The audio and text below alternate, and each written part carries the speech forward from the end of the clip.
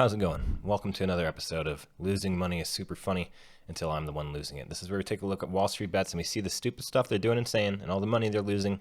We try to analyze it a little bit and learn to at least not lose money, but potentially make a buck or two. And before we get started, if I look unshaven and generally just ill-disposed, it's because I had a breakthrough case of the you-know-what. Turning a corner. All right, let's go ahead and slide into our first post. This first one's titled Total Disaster. I lost all of my savings. Mentally, I cannot handle red anymore.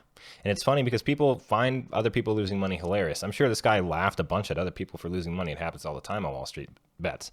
But as soon as it's you, it becomes very, very serious and very, very personal. And it makes me think maybe losing money isn't as funny as we think. And maybe it shouldn't be purported as funny. It's the same bad punchline just used over and over and over.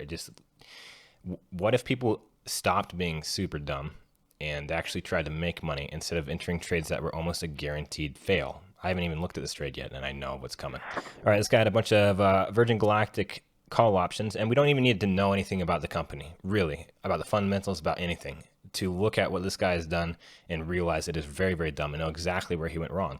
It's beside the company. It's about how options work fundamentally. That's where he screwed up. I'll show you. This guy bought 94 call options. You can see that at the bottom says quantity, 94 call options. The strike price of the call option was 55, which could be slightly out of the money, could be very out of the money, depending on when he bought it. We'll look at that. The average cost was $216. So I looked at the historical options prices of the Virgin Galactic call options, the 55 strike that expire in January of 2022. And if he bought them all at the same time, that means he bought them around August 11th of this year. Okay, so if he bought them on August 11th, they expire in January. That gives him about 5 months before his options expired. Let's take a look at what kind of price target he was aiming at. I'm going to turn away from you. I know it's a faux pas. I'm sorry. So he likely purchased these call options on August 11th of 2021. That was a bearish day. The trading range was between 30 and looks like around 27-ish. It was a bearish day that day. So it's between $27 and $30 that day. And he's buying call options that have a 55 strike. What does that mean? It means that he's betting that stock price will go to 55 by expiration. In fact, he actually wants it to go a little bit higher because we're not just trying to reach our strike price. We're also trying to make up for the premium we paid for the option. For out of the money options, it's going to be the total premium because it's out of the money. That premium is going to decay off by expiration. So we have to make that up by an increase in stock price. For in the money options, it's also going to be just extrinsic value. But the difference is for out of the money options, the total premium is extrinsic value. For in the money options, that's only a sliver. The rest of it's intrinsic value, which can't decay.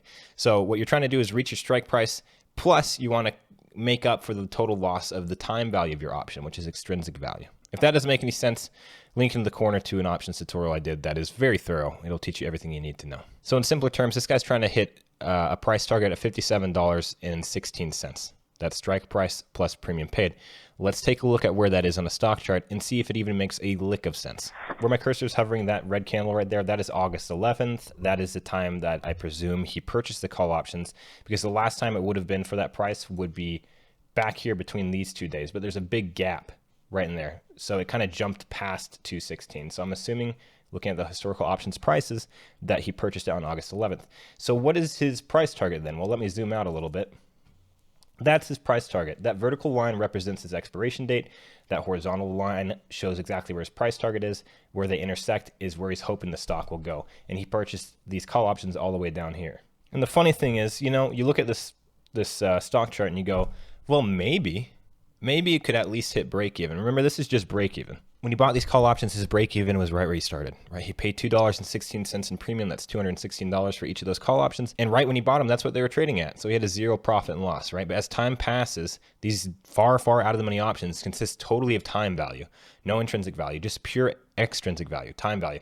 That decays as time passes. So as time passes, those options are going to decay in value, which means the stock price must start rising to compensate in that loss of premium. And it's not necessarily to build up intrinsic value yet, although that's the ultimate goal by expiration. It's because extrinsic value, time value, increases the closer to at the money you get.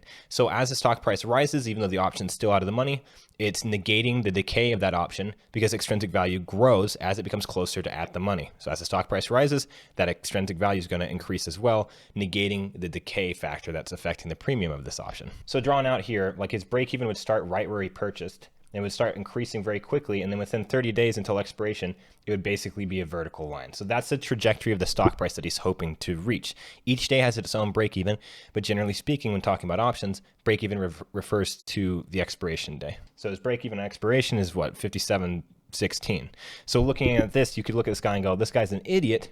Like, that's such a high break even. Even if the stock price went all the way up there by his deadline, by his expiration date, he's just breaking even.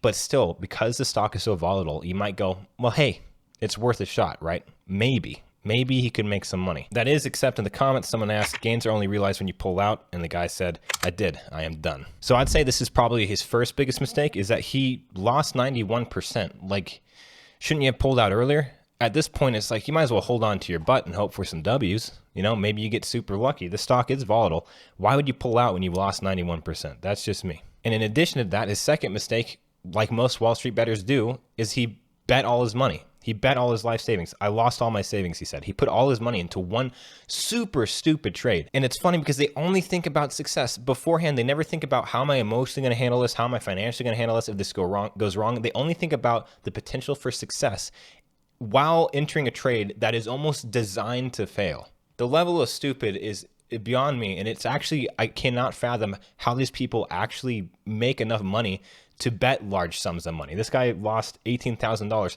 How is he smart enough to even gather up $10,000 and yet dumb enough to lose it on the most dumb trade ever? So here's a piece of advice for everybody out there. Stop buying super far out of the money options because they decay quickly. Theta is a large percentage of the value of out of the money options. So it decays a large percentage of those options.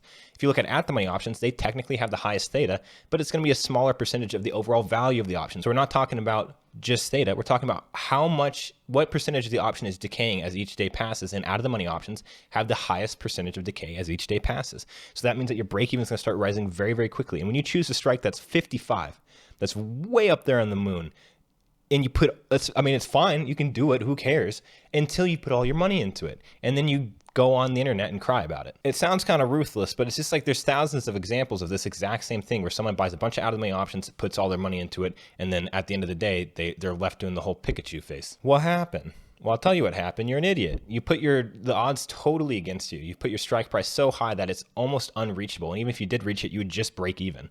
That's the dumbest thing ever. And then you put all your money into it. Stop. And then people find that funny, you know? It gets old. Like, initially it's funny. It's kind of funny because it's just so stupid. But I'm just like sick of that punchline. I wish people would actually try to make money. Like, you have stocks like Microsoft, Visa, Facebook, whatever. These stocks that continually press upwards. It's the easiest money you could ever make, AMD. And yet people want to go do something really stupid on Virgin Galactic. Have you guys tried leap options? They're amazing. They're highly leveraged, and yet your probability of success is so high. Why would you want this kind of leverage where it just immediately leverages you straight into the Earth's core? Immediately. It's like you're on a catapult and it just goes, why? Why would you want that? Why not have a lot of leverage like in the money options have on good companies and watch yourself make tons of money? Leaps are so fun. I don't know why people find this fun, because they just immediately delete their life savings. All right, that's post number 1. Let's move on to post number 2, shall we? The second one's a little bit more complicated. Stay with me. The title is The Dangers of Option Spreads, How an $80 Play Turned into Nearly $60,000 Short Position.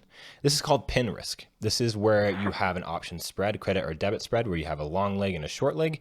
And when you get near to expiration, maybe the stock price is hovering around your short leg. Maybe your short leg's in the money at close. So you go into close, your short leg's in the money. Well, your counterparty is going to exercise. That's just what they're going to do. If their option's in the money, they're going to exercise, which means you get assigned. And if it's a call spread, that's a short call. If you get assigned, you're going to have to sell 100 shares to your counterparty because they exercise their option. They're buying 100 shares. You're the one who's providing that right, so you have to sell those 100 shares to them. So if your short leg's in the money right at expiration, your brokerage is going to think that you're going to be assigned, that you're going to have to sell 100 shares because your counterparty is going to exercise. And because most people have auto exercise enabled, that means your counterparty is going to exercise your long call to negate that. So you're selling 100 shares to your counterparty, and then to negate that huge short position, your long leg is going to exercise. You're going to buy 100 shares at your long strike. For credit spreads, it's going to be a loss, where the loss is equal to the width of the strikes minus the credit you initially received. With debit spreads, it's going to be a gain, a profit, equal to the width of the strikes minus the premium you paid for that spread. Well, that's kind of beside the point. So what's happening is your short call, for example, gets in the money at close. Your brokerage thinks it's going to get assigned. You're going to have to sell 100 shares. So it begins the exercising process of your long option of buying 100 shares at that strike price. But then maybe after hours, your short leg actually gets pushed out of the money. Well, your brokerage isn't going to cancel this exercise thing to negate assignment. It's going to leave it there. And then what happens? Well, come Monday, your long position has been exercised. You have 100 shares of the underlying, and your short position has just expired worthless. It doesn't exist. So instead of having this small loss or gain for credit or debit spreads when you're assigned, you're actually left with a large long position in this example, although it could be a large short position, and you're left vulnerable to any market moves that may gap up or gap down over the weekend if it's an option that expires on a Friday, the third Friday of the month, monthly options. So that's what happened to this guy. So it might have been like an $80 debit spread. Max loss is $80, right? Whatever you paid for a debit spread is your max loss, except when pin risk is a thing. When you think that you're going to be assigned your short leg, turns out you're not assigned your short leg for whatever reason, and then you're left with a super huge long or short position over the weekend, and then come Monday, you're wrecked, which is exactly what happened to this guy. He was risking 80 bucks and now he's down 60 grand. So generally speaking, that's why you should not hold spreads into expiration, because especially when the stock price is very close to your short leg, you don't want to have to deal with pin risk and end up with a massive long or short position come Monday and be, hopefully, I mean, if that happens to you, you made a huge gain. You had a bunch of shares and the stock price went up. But if the stock price goes down, you can be easily decimated. All right, to sum things up, guys, for the love of God, just ease up on the out of the money options. But if you want to do that, fine. Just don't risk all the money you put into it. Think about how you're going to feel when things go wrong. Are you going to be able to emotionally and financially handle it? A lot of times the answer is no when you're putting all of your money into one super stupid trade. All right. Love you guys. Catch you later.